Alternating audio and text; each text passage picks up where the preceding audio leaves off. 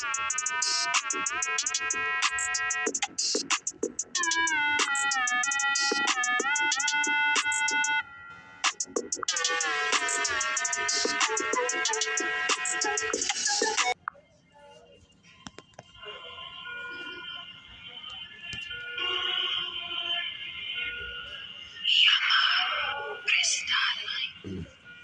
world is changed. I feel it in the water. I feel it in the earth.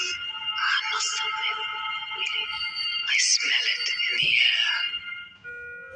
Much that once was is lost, for none now live who remember it.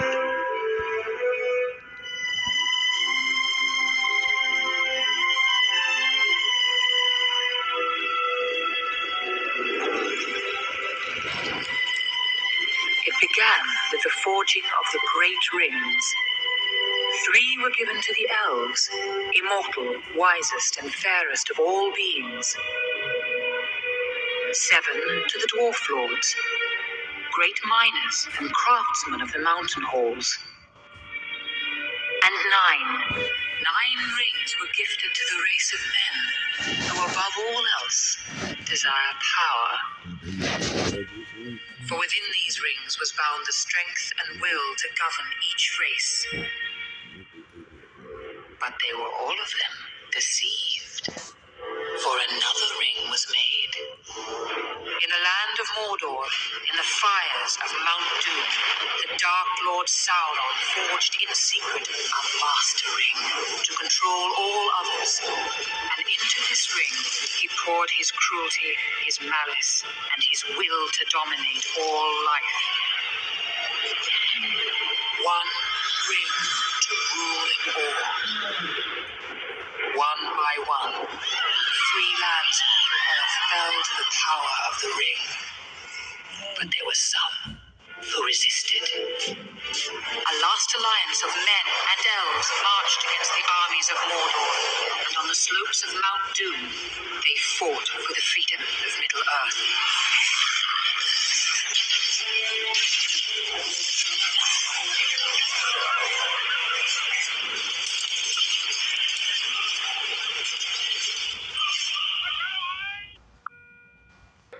China's fobs can go around the planet at hypersonic speeds to wipe out entire cities, and the United States is very worried.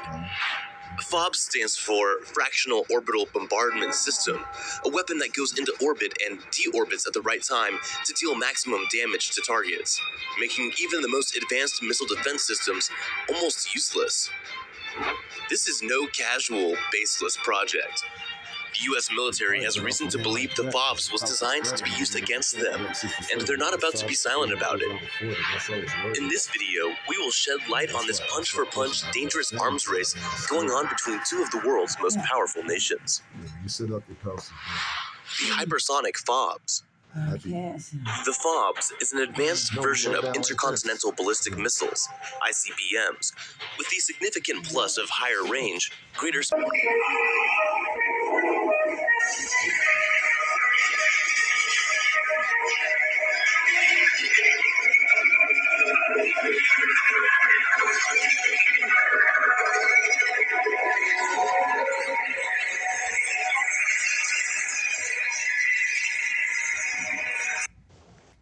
So as you just seen in that clip, they literally tell you what they are doing before they do it. CERN being shown in Stranger Things opening up portals, and season 3 of Stranger Things taking place during the 4th of July.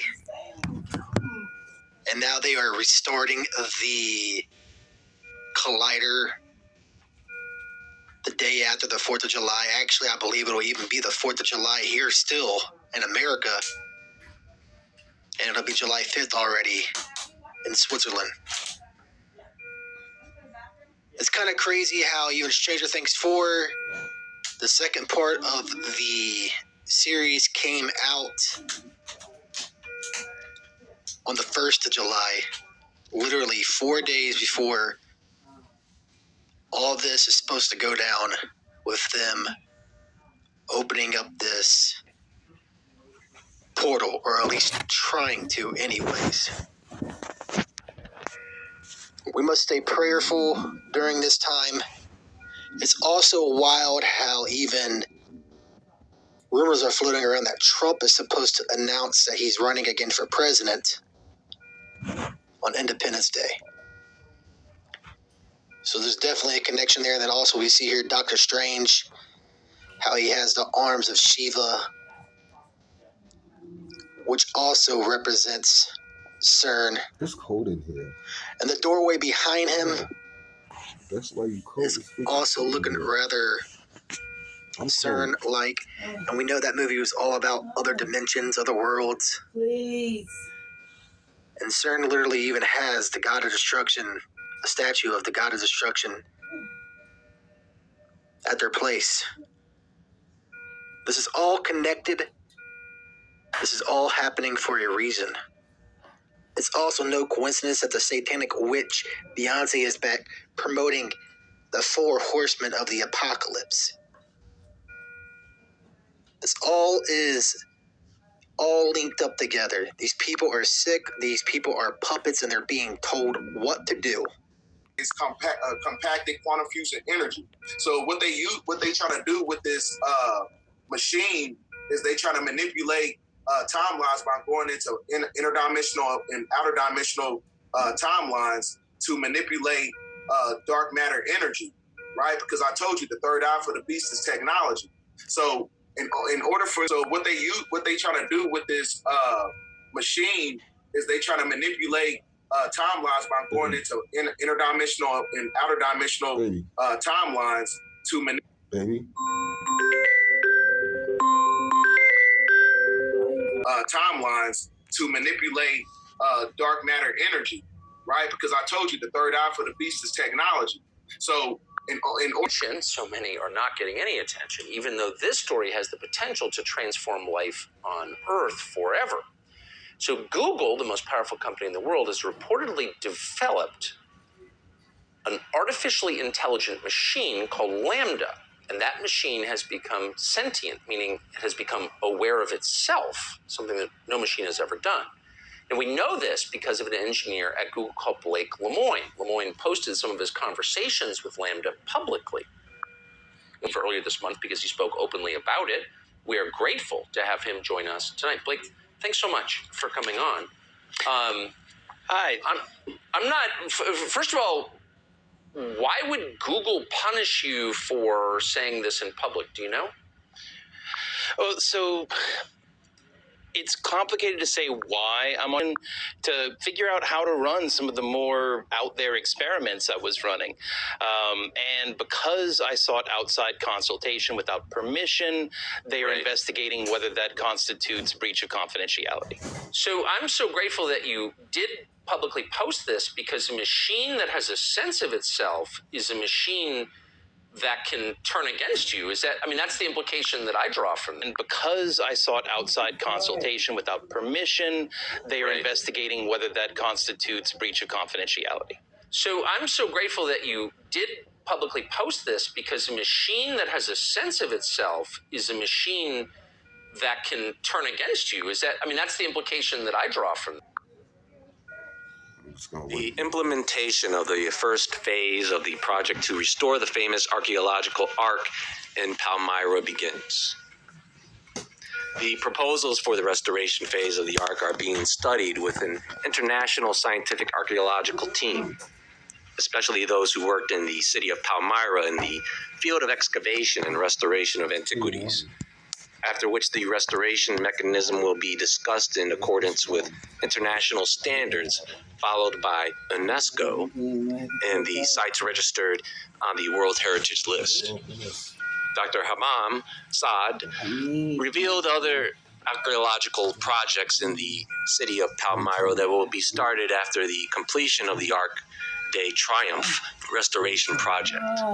Most notably, the restoration of the Temple of Baal Shami, the Tetrapil site, the facet of Palmyra's archaeological theater, and the famous Temple of Baal, which was attacked by terrorists.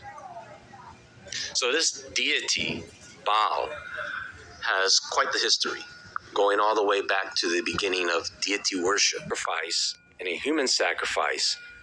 That life force is sacrificed in return for what they think will be blessings. Before, Baal was just a fertility god of storms, lord of the heavens. It wasn't until Jezebel introduced her Phoenician traditions of Baal worship when it became really evil. Listen to this. They made a calf in Horeb and worshiped the molten image. Thus they changed their glory into the similitude of an ox that eateth grass.